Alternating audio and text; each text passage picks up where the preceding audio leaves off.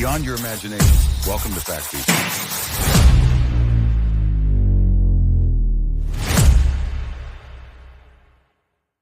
July 1954. A hot summer day at Haneda Airport in Tokyo.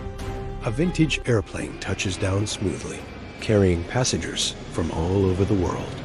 Among them, a man disembarks, looking like a typical European businessman, dressed in a sharp suit, polished leather shoes clicking on the terminal floor.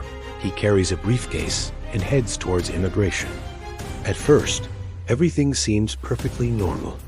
He hands his passport to the officer with a polite, confident smile. But then the officer stops.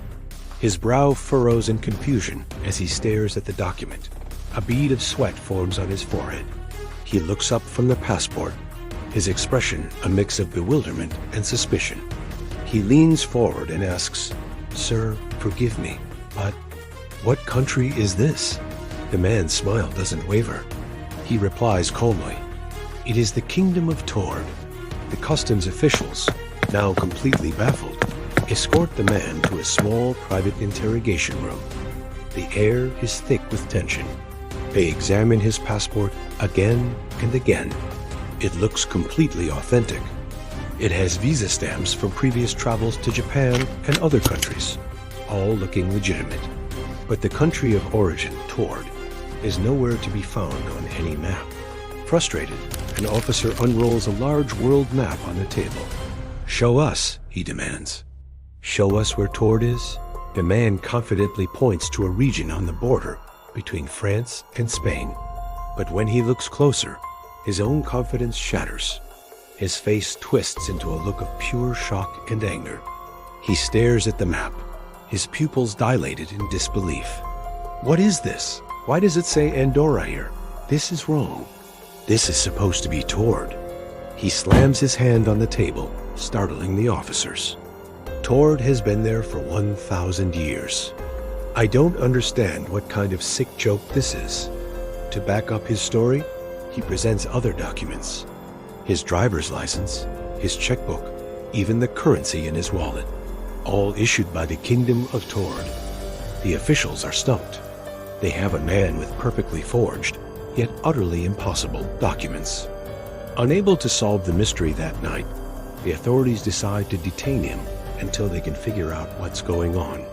As night falls and rain begins to streak the neon-lit streets of Tokyo, a black car transports the man to a nearby hotel. He's not a regular guest. Two guards walk him down a long, silent, and ominous corridor to a room on the top floor. The door closes behind him with a heavy, definitive click of a lock. The room is a high-security prison in disguise. There's only one way in and one way out, the door. He walks over to the window. There's no balcony, just a sheer drop to the city far below. The window is sealed shut. Escape is impossible. All night long, the two guards stand watch like statues outside the door, their arms crossed, ensuring he stays put. Inside, the man sits on the edge of the bed, his head in his hands, his world crumbling. Is he going crazy?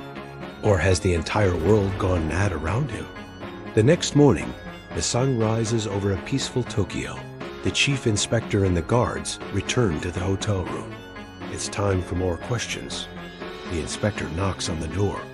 "Mr. Taured, it is time to go." There's no response. Just silence. The guards exchange nervous glances.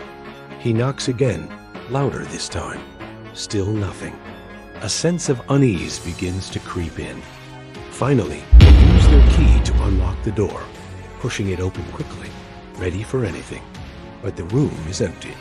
The bed is perfectly made, as if no one had slept in it. They search everywhere. The bathroom is empty.